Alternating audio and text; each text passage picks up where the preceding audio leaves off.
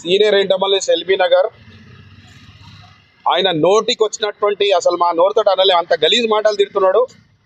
మా కార్మికులు ఈ కింది స్థాయి ఉద్యోగులు కార్మికులు కూడా అట్లాంటి భాష మాట్లాడారు. ఎక్కడి నుండో కోదారండి హైదరాబాద్కి ట్రాన్స్ఫర్ అయ్యి వచ్చిందంట, వరంగల్ నుండే ఎక్కడి నుండో వచ్చిందంట. అసలు మాట్లాడడానికి రాదు. మీరు చెప్పండి, ఒక ఎంటమాలజిస్ట్ అయ్యి ఉప్పల్ పోయి ఆల్టర్నేట్ చేయాలని చెప్పిండు ఫాగింగ్లా. సరే మేము స్వాగతించినాం. ఆఫీసర్ చెప్తుంది కదా, మరి 4లా 5లా ఆల్టర్నేట్ ఎందుకు చేయలేదు? ఈరోజు నెల అవుతుంది. నోటికి ఎంత వస్తే అంత మేము నోటితో చెప్పలేము అట్లాంటి చెడ్డ మాటలు కార్మికులని. తన ఇష్టం వచ్చినట్టు తన సొంత ఫ్యాక్టరీ అనుకుంటుండో ఏమో. ఇమీడియట్గా తనను సస్పెండ్ చేయాలి.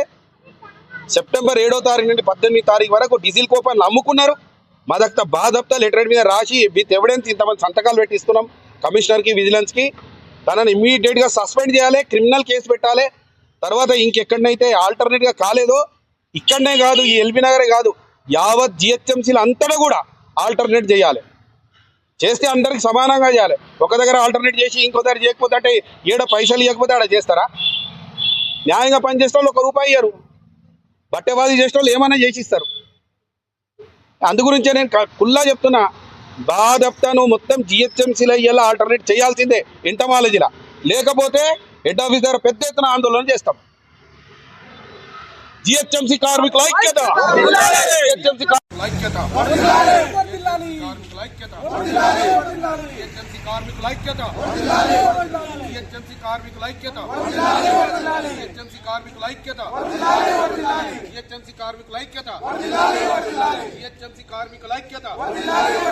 ఆవాజ్ దో, ఆవాజ్ దో, ఆవాజ్ దో. జిహెచ్ఎంసీ కార్మికుల ఐక్యత, జిహెచ్ఎంసీ కార్మికుల ఐక్యత.